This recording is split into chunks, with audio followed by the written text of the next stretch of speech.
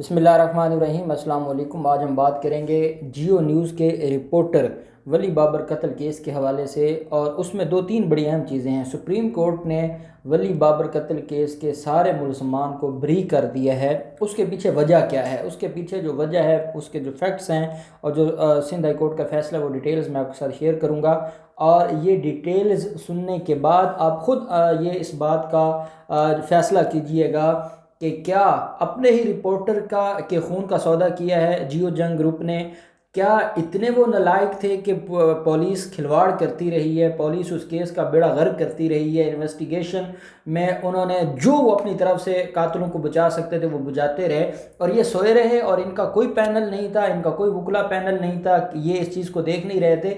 ये तो इतने दरिंदे हो गए हैं कि इन्होंने तो अपने रिपोर्टर की कभी खबर तक नहीं चलाई। ये है इनका असल।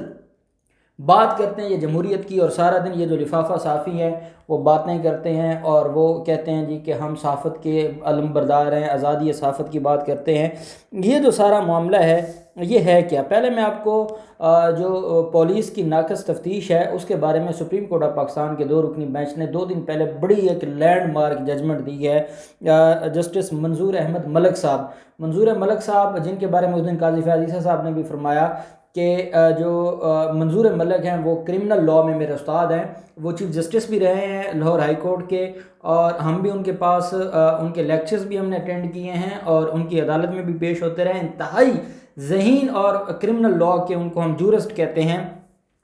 उन्होंने, और जस्टिस मंसूर अली शाह साहब, वो भी साबिक चीफ जस्टिस हैं लाहौर हाई कोर्ट के, इन 2 जजेज़ ने ये फ़ैसला तहरीर किया है इन्वेस्टिगेशन पर। जो पुलिस की इन्वेस्टिगेशन या पुलिस ज़िमनियाँ हैं वो मैं आपको मुख्तसरन आखिर पर बताऊंगा।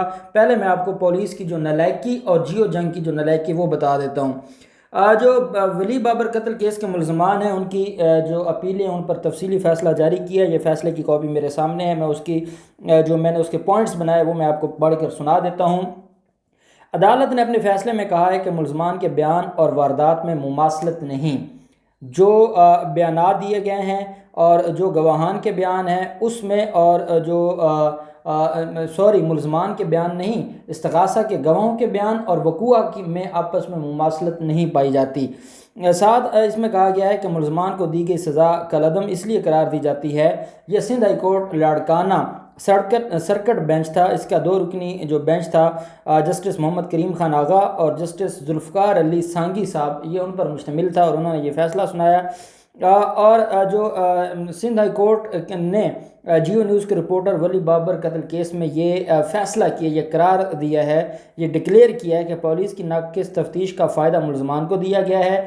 इस्तग़ासा का ये कहना काफ़ी नहीं कि मुलज़मान का ताल्लुक़ एक दहशतगर्द तंजीम से है।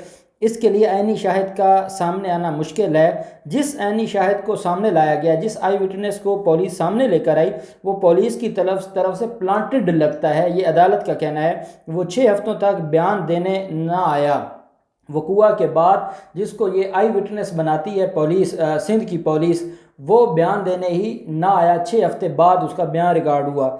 अदालत ने कहा वो किस बात का इंतज़ार करता रहा, मुलज़मान की शनाख्त परेड नहीं करवाई गई। देखें, जब नामालूम मुलज़म अफराद होते हैं तो हमेशा जो गवाह है, जो आई विटनेस है, उससे कम अज़ कम जो आइडेंटिफिकेशन परेड है, जैसे हम देखते हैं मोटरवे ज़्यादती कत्ल केस में, ज़्यादती केस में, वहाँ पर वो जो मज़लूम औरत थी, वो जो दरिंदे थे शफ़क़त और आबिद, जेल में शनाख्त परेड करवाई जाती है। वो 10 एक ही जिसामत के 10 लोग सामने आते हैं, और या वो गवाह हो या वो जो मज़रूब हो, जो ज़ख्मी हुआ है या जिसके साथ ज़्यादती हुई है, जो मज़लूम हो, उसके सामने लाया जाता है। और फिर कहा जाता है जो उसने FIR में या अपने बयान में उसकी जो कद के बारे में, उसकी जिसामत के बारे में बताया होता है कि वो इतना उसका कद था, और उसने दाढ़ी रखी हुई थी, उसकी मूछें थी, उसका रंग ऐसा था। जो किसी के साथ वक़ूआ होता है वो मौका पर देखते हैं, तो वो फिर अदालत में जेल में मजिस्ट्रेट की मौजूदगी में आइडेंटिफिकेशन परेड करवाई जाती है, आर्टिकल 22 कॉन्स्टिट्यूशन ऑफ पाकिस्तान के तहत।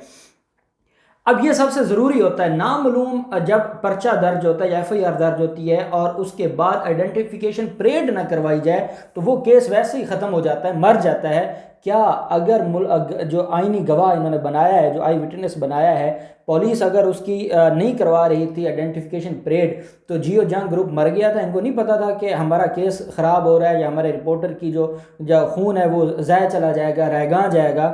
اس کی یہ آئیڈینٹیفیکیشن پریڈ کروا سکتے تھے، یہ درخواست دے سکتے تھے، انہوں نے اس کیس کو پرسو ہی نہیں کیا۔ اس کے بعد کیا ہوتا ہے، عدالت نے کہا کہ ملزم فیصل موٹا ملزمان کی شناخت پریڈ کے حوالے سے شکوک و شبہات ہیں، کیونکہ انہوں نے شناخت پریڈ نہیں کروائی اور اس کا فائدہ ملزمان کو دیا جاتا ہے۔ ملزم فیصل موٹا اور ذیشان عرف مانی کی شناخت پریڈ بھی نہیں کروائی گئی، اور نہ ہی ذیشان عرف مانی کے بیان کو صحیح ثابت کرنے کے لیے کال ڈیٹا ریکارڈ پیش کیا گیا۔ جو ملزمان کے موبائل فون کا کال ڈیٹا ہے وہ بھی پولیس نے اتنی بھی زحمت نہیں کی کہ وہ کال ڈیٹا نکلوا لیتے۔ عدالت نے کہا کہ پولیس نے ملزمان سے کوئی موبائل فون برآمد نہیں کیا، حالانکہ ذیشان عرف مانی نے یہ بتایا تھا کہ وہ ولی بابر کا پیچھا کرتے ہوئے اس کی لوکیشن سے فیصل عرف موٹا کو آگاہ کر رہے تھے۔ اگر وہ کسی موبائل سے لوکیشن ٹریس کر کے آگاہ کر رہے تھے دوسرے ملزم کو، تو وہ موبائل کدھر ہے، وہ اس کا کال ریکارڈ کدھر ہے، کوئی چیز نہیں ہے۔ عدالت نے کہا کہ عدالت نے اپنے فیصلے میں یہ بھی کہا کہ ملزم ذیشان عرف مانی کے بیان اور واردات میں مماثلت نہیں ہے۔ عدالت نے اپنے فیصلے میں پولیس کی ناقص تفتیش کا بار بار ذکر کیا۔ تفتیشی افسر نے واردات میں اسلحہ جو استعمال ہوا اس کو بھی برآمد نہیں کیا۔ جب انہوں نے پولیس والوں نے کوئی کام کرنا ہوتا ہے اور کسی کو انہوں نے پھنسانا ہوتا ہے، یا ان کے نالج میں ہو کہ یہی لوگ ہیں اور انہوں نے یہ وقوع کیا ہے، اور اگر آلہ قتل نہیں ملتا تو یہ خود اپنی طرف سے کوئی نہ کوئی چیز ڈال کے برآمدگی کروا دیتے ہیں کیس مضبوط کرنے کے لیے۔ یہ ایک رپورٹر کا کیس ہے، جیو جنگ کا، وہ سینئر رپورٹر ہے اور اس کا کوئی آلہ قتل برآمد نہیں ہوا، تو پھر کیا ہم یہ نہیں کہیں گے کہ جیو جنگ نے خون کا سودا کیا ہے؟ آگے جو معاملہ تھا، عدالت نے اپنے فیصلے میں یہ بھی کہا کہ نہ تو ملزمان کا ڈی این اے لیا گیا اور نہ ہی ان کے فنگر پرنٹس ثابت ہوئے ہیں۔ واردات میں استعمال ہونے والی گاڑی کے حوالے سے یہ کہنا کہ وہ کوئی سپر مارکیٹ تھانے کے سامنے چھوڑ گیا تھا اور گاڑی کی پہلی تلاش میں گلاس اور چپلوں کا نہ ملنا حیران کن ہے۔ استغاثہ کے مطابق 3 ہفتوں بعد گاڑی کی دوبارہ تلاشی میں گاڑی سے گلاس ملا اور اس پر ملزم کے فنگر پرنٹ تھے۔ ساتھ جو عدالت ہے اس نے کہا کہ عدالت نے استغاثہ کے گواہ عینی شاہد حیدر علی کے بیان کے حوالے سے کہا کہ عینی شاہد نے 6 ہفتوں بعد اپنا بیان ریکارڈ کروایا ہے۔ اس حوالے سے اپنی آبزرویشن دیتے ہوئے عدالت نے کہا کہ واقعہ جنوری کی راتوں میں 9:30 بجے پیش آیا، جس وقت کافی اندھیرا ہوتا ہے، اور استغاثہ کی جانب سے اس موقع پر روشنی کے حوالے سے کوئی ثبوت پیش نہیں کیا گیا، اور نہ یہ بتایا گیا کہ عینی شاہد واردات سے کتنے فاصلے پر تھا، کہ رات کا ٹائم تھا، سردیوں کے دن تھے، جنوری کی راتیں تھیں، رات 9 بجے کا ٹائم تھا۔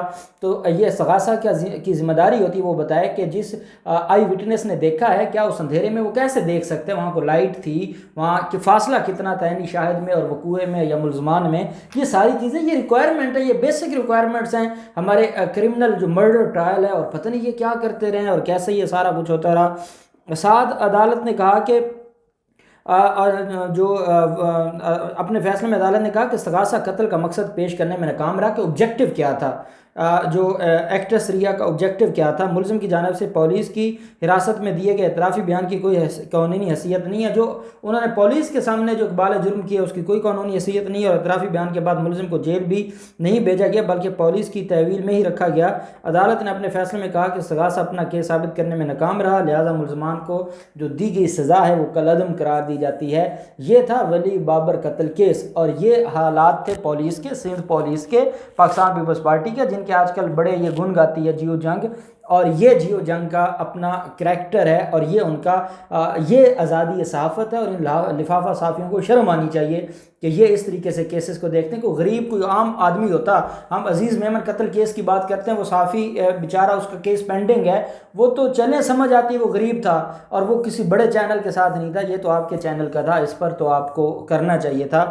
اب یہ 2 کرمنل پٹیشنز ہیں، ایک 749/2090 اور ایک ہے کرمنل پٹیشن 629۔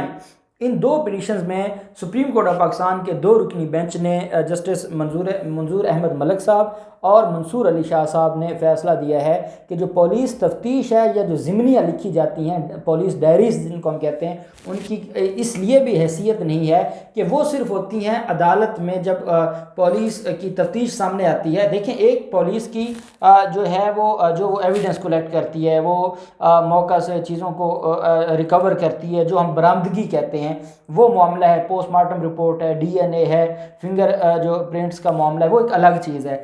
ایک پولیس کی تفتیش ہے، تفتیشی کہتا ہے کہ میں نے جو تفتیش کی اس میں یہ بندہ ملزم پایا گیا، اس کی یہ وجوہات ہیں، تو اس پر سپریم کورٹ نے کہا ہے کہ پولیس کی صرف پولیس کی تفتیش اور ضمنیوں کی بنیاد پر جو ڈیلی ڈائریز ہوتی ہیں تفتیشی افسر کی، اس کی بنیاد پر ملزمان کو سزا نہیں دی جا سکتی۔ عدالت نے کہا فیصلہ سزا جزا کا عدالت نے کرنا ہوتا ہے۔ جو پولیس تفتیش ہے وہ ضرور ایک کوروبریشن اس کی ہے، وہ کوروبریٹو ہے، لیکن اس کے ساتھ ساتھ کوئی نہ کوئی اس سے جو ریلیٹڈ ہے، کوئی ریلیونٹ اور بھی ایویڈنس ہوگی تو تب سزا دی جائے گی۔ صرف پولیس کی تفتیش اور پولیس کی ضمنیوں کی بنیاد پر سزا نہیں ہوگی۔ عدالت نے کہا کہ اگر پولیس نے کسی کو گنہگار لکھ دیا ہے تو عدالت کے پاس اختیار ہے، وہ سمجھتی ہے کہ ملزم کے خلاف ثبوت ناکافی ہیں۔ ابھی میں نے ولی بابر قتل کیس کا آپ کو بتایا ہے، پولیس والوں نے ان کو گنہگار تو لکھا اپنی تفتیش میں، لیکن سندھ ہائی کورٹ نے ان کو بری کر دیا۔ سندھ ہائی کورٹ نے کہا کہ جو پولیس نے تفتیش کی ہے وہ ناقص ہے،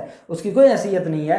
تو یہ ایک لینڈ مارک ججمنٹ ہے جس میں یہ کہا گیا ہے کہ صرف پولیس تفتیش یا پولیس ضمنیوں کی بنیاد پر آپ کیس کو نہیں دیکھ سکتے یا کیس کا فیصلہ نہیں کر سکتے، اور عدالت نے جو ملزمان کو سزا ہوئی تھی وہ سزا کالعدم قرار دے دی۔ تو اب دیکھتے ہیں ان سارے معاملات میں مزید کیا ڈیولپمنٹ ہوتی ہے، جو بھی ڈیولپمنٹ ہوگی ہم آپ کے ساتھ شیئر کرتے رہیں گے۔ اللہ پاک پاکستان کا حامی و ناصر ہو۔ بہت شکریہ۔ اللہ حافظ۔ پاکستان زندہ باد۔